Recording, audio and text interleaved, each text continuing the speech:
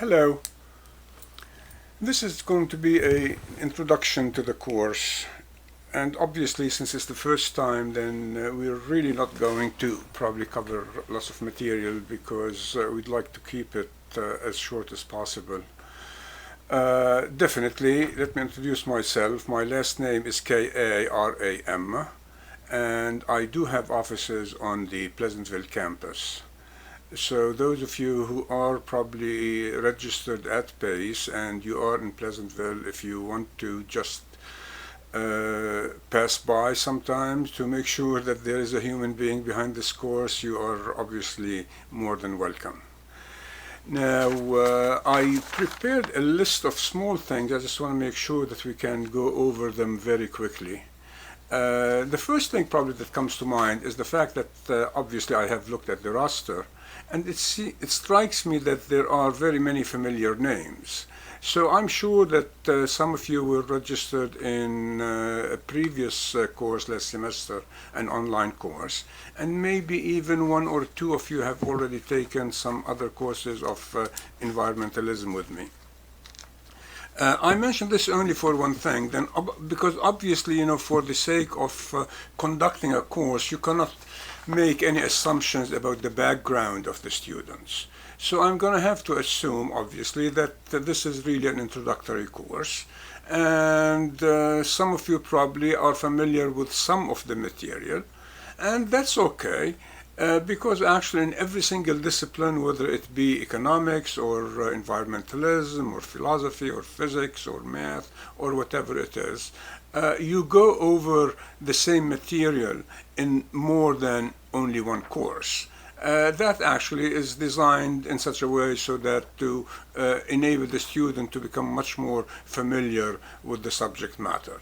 So obviously, I'm saying, what I'm suggesting, I imagine, is the fact that in a course such as this one, in a field that is not very well defined yet, actually in some cases one can say that it's not even ready for prime time yet, it is inevitable that there are going to be lots of overlaps. So for some of you, if the material, or at least some of the material, is already familiar, so much the better, I guess, for you as far as you're concerned. But then probably not, once you put it all together, what is the whole idea behind the course? One would hope that that will be a little bit more important, and it'll be very helpful for you to go ahead and read it out of this particular textbook.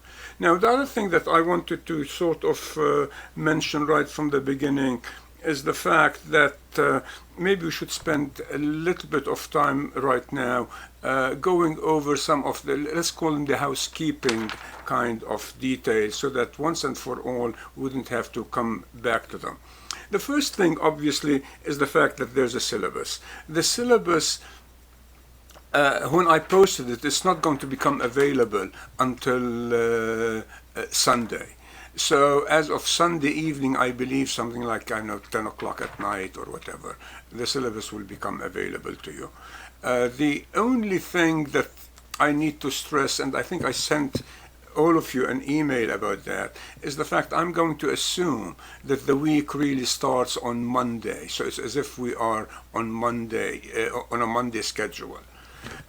What that means is that really the assignment will be given, and you'd be responsible for it during that particular week from Monday through Sunday. Now that becomes important not only to keep up with the assigned readings, both from the textbook, the articles, or maybe some other chapters that might be assigned here and there, but in particular the blog. There is a blog for this course, and again the exact title of the blog is spelled out on the syllabus, or I will send you a separate email by Monday, whereby in order to get the grades that are assigned to that, you must be able to post your comments during that particular week. That's to say, within 7 days of the original post. If you post a comment after that, then you will not get credit for it. So really that one purpose, obviously, as you can see for the blog, is in essence really to make sure that there is at least one activity that will enable me to know for a fact that you are spending some time on the course. The other thing that probably I meant to mention right from the beginning is that the midterm, I've decided that tentatively, if we find out that it really is a conflict with many students, then we can do something about it. But I would say tentatively it is on October 25th. It's a Friday, and I'm going to use the internet, i.e. I will either send them by email or have them on Blackboard, and they will open the questions, that is, at 6:30 in the evening, and you have to send back your answers within 2 hours. But the important thing from mentioning it from right now, this early, is that I want you all to make sure that you're going to be available on October 25th from 6:30 until 8:30. Obviously, as I said, it's really through the internet. Email, that is to say, will do it. The same procedure is going to be used for the final, and for the final, the tentative date that I would like to go by will be December 13th, and again from 6:30 to 8:30. So make absolutely certain, as soon as you get to view this particular tape, that these times are available. If for one reason or not you are not going to be available during these times, for a very good reason, for that matter, I should say, let me know and we'll make certain other arrangements. Another important detail to get out of the way is that, and probably since many of you are familiar with courses with me, we have to write a paper. And the paper is a topic, as usual. I like to have it an open topic of your choice, as long as it is obviously related to sustainability, and in particular, if you can even concentrate on a case of sustainable development. You can definitely do a case study of a particular country, or even review one of the important books. You choose something that appeals to you and let me know about it.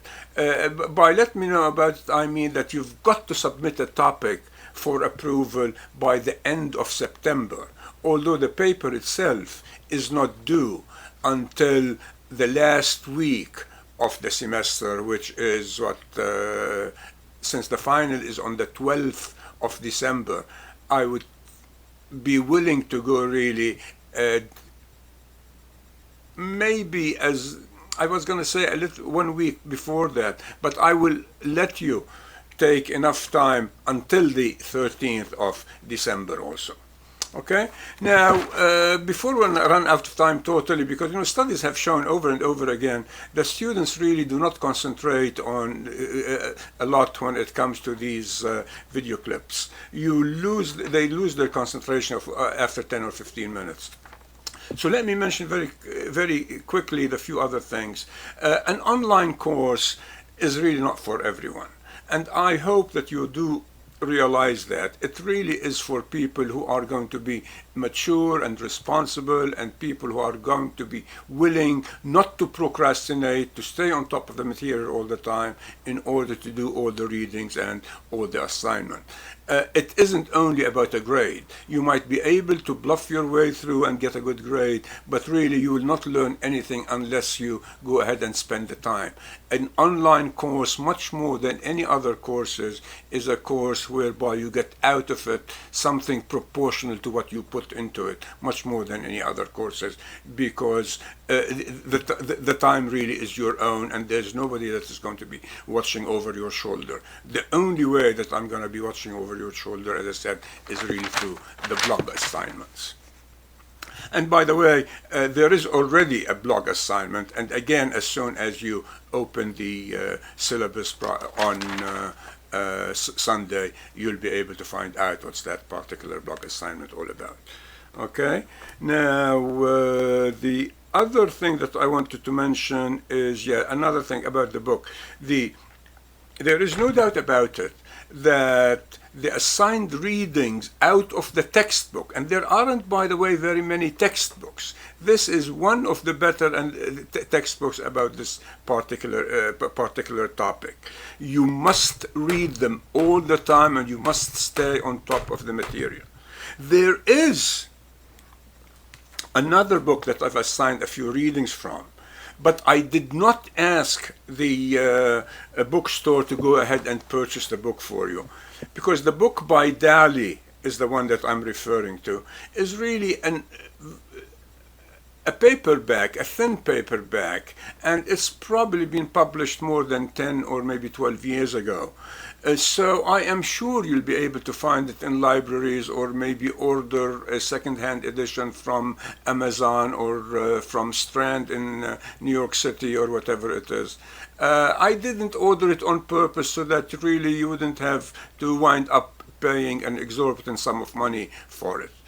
So you have time, because I have not assigned, I think, chapters out of that particular book for the first 3 or 4 or 5 weeks or whatever.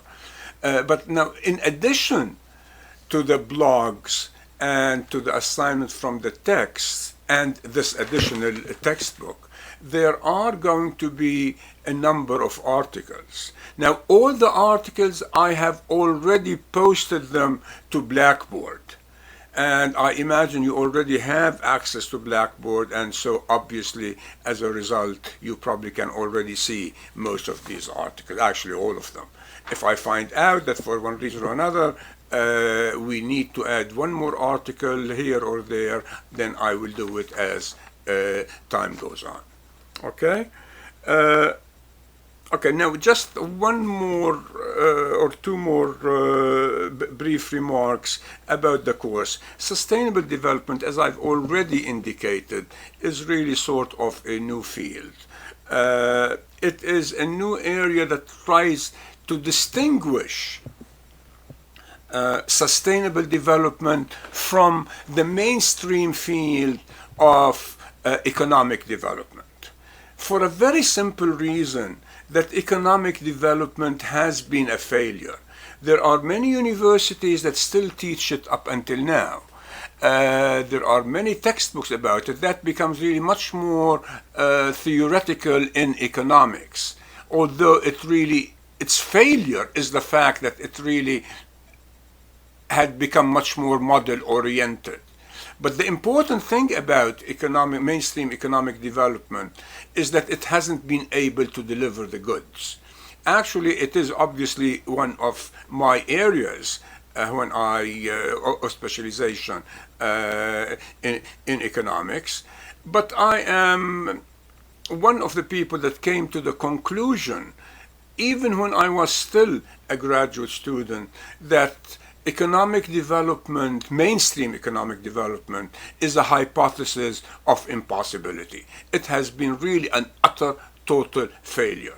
Now you add to that the new ecological awareness that has occurred in the world over the past 40 years or so, and so it was only really natural to combine that, to combine these two things together in order to provide an alternative to mainstream economic development. And that is really, in essence, what sustainable economics is all about.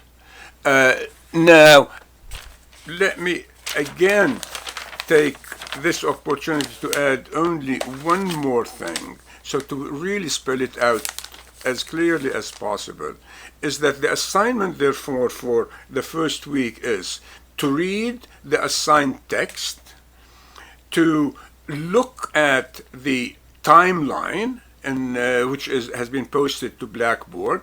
It's really not a very lengthy timeline. It's only probably a couple of pages, but it will give you an idea about how young is the field. And where is it that it really came about? I mean, for all practical purposes, it really, I mean, the terms became very popular only as of 1992. And for all practical purposes, as I said, they really haven't become very widely spread until probably even until probably 10 years after that. So for all practical purposes, the field as such per se, from an academic perspective, is really only 10 to 20 years old. And that is why there aren't as many textbooks about it. Although there are the particular topics, you will find quite a lot of things, but they haven't really been woven together yet until some of these textbooks have been put together.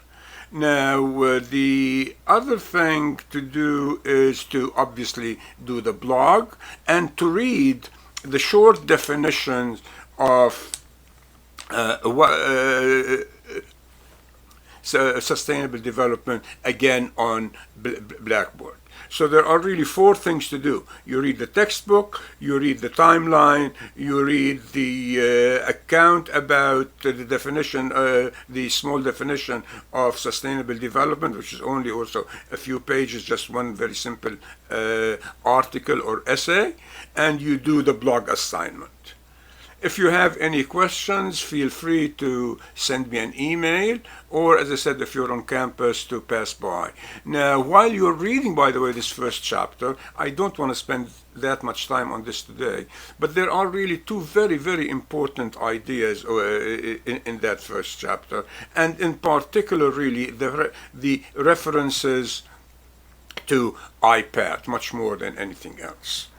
Many of you know what is IPAT, but those of you that you don't, when you read it, you must pay attention to what it is, because really it is an idea that should always be in the background whenever you're discussing any issue that pertains to sustainability and sustainable development. So let's leave it at that right now, and we'll take it from here next time. Okay, bye-bye and good luck.